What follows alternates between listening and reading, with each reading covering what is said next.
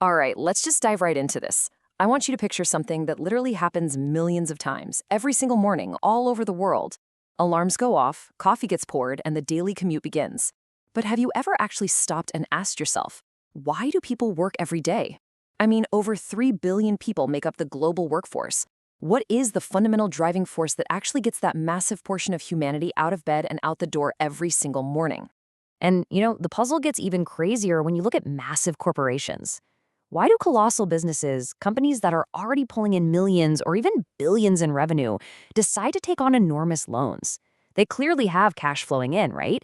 Yet they actively choose to borrow. Why go into debt just to keep the gears turning or to launch a new product? And let's take it just one step further to the absolute center of our whole financial infrastructure. Look at the towering skyscrapers dominating the skyline of pretty much every major city on Earth.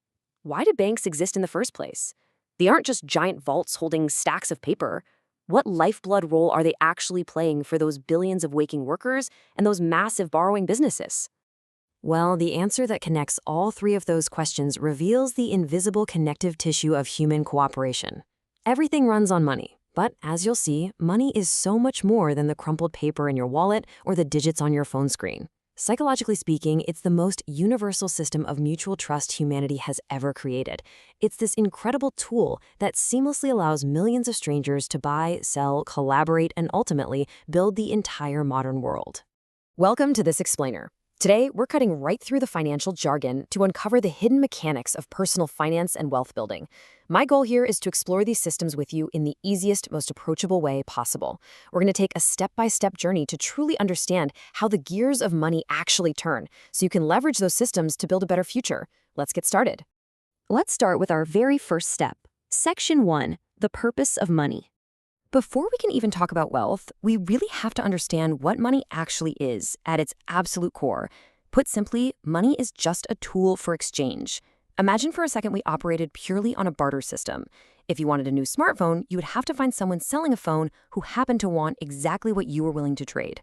Imagine trying to negotiate for a new phone using, 3 chickens and a wheel of cheese. Economists call this the double coincidence of wants, and honestly, it is incredibly inefficient. Money steps in to solve this exact problem, making buying and selling beautifully simple. Today, money comes in countless forms.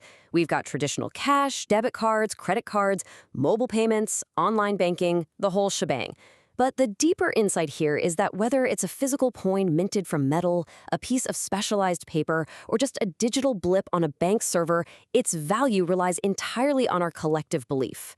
All of these forms serve the exact same foundational purpose. They facilitate trust and exchange. Now let's move forward and see how this builds our understanding. Section 2, banks, borrowing, and interest. So, once we have money, it has to flow through the economy, and it needs a place to live. That's exactly where banks step in. First and foremost, banks keep our money safe. But think of the banking system kind of like the circulatory system of the human body. Banks actively take stagnant capital, money just sitting idle in savings accounts, and they pump it to the muscles of the economy that need to grow. They lend to a family buying their first home, a student paying for their education, or a business expanding its operations. Banks are the ultimate connectors. Let's make this super concrete to see how the mechanics actually work.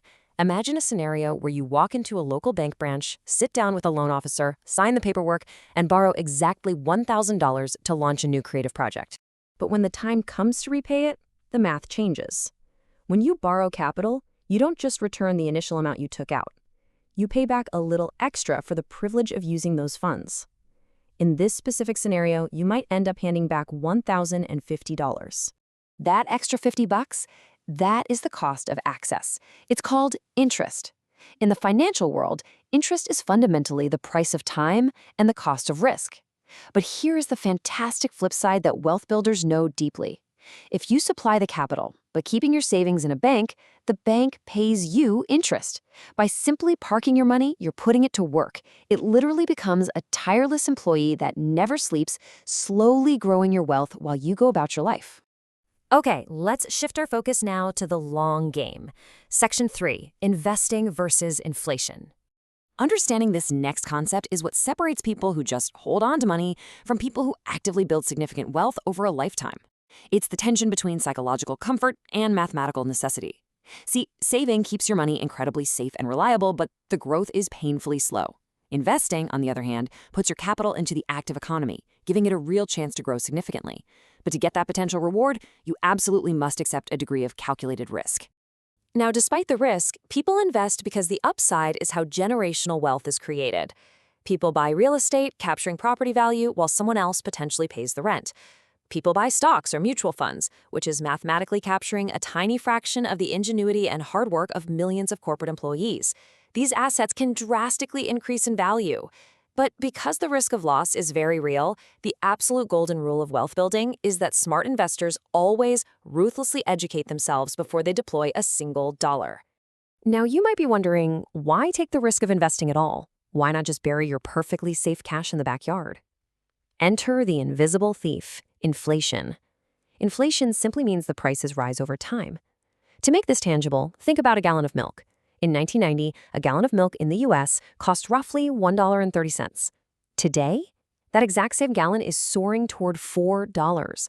The milk didn't get any better. Your money simply lost its purchasing power.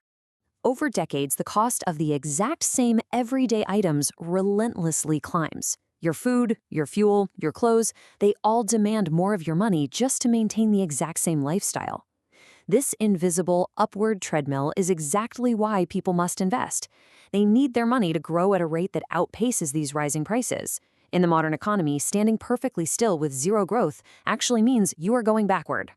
Which brings us to our final, highly empowering topic. Section 4, Building Smart Money Habits. You do not need to be rich or inherit a fortune to make smart financial decisions. Anyone, regardless of their current income, can take control by building compounding habits. Wealth isn't usually built in a single dramatic event like winning the lottery. It's built in the shadows, through the quiet, unsexy consistency of doing basic things right, spending less than you earn, automating your savings, avoiding high-interest consumer debt, learning before taking a risk, setting clear targets. These small, boring choices, practiced consistently every single month, compound into massive, life-changing freedom over a decade. Money is an inescapable part of the human experience. It touches everything we do. But remember, you don't need an advanced degree in economics to master your personal economy. Keep learning the mechanics one step at a time, because the quote really holds true. The more you understand money, the more control you have over your future. The systems of money are constantly turning around you. The only question is, starting tomorrow morning, will you let your money manage you, or will you start managing it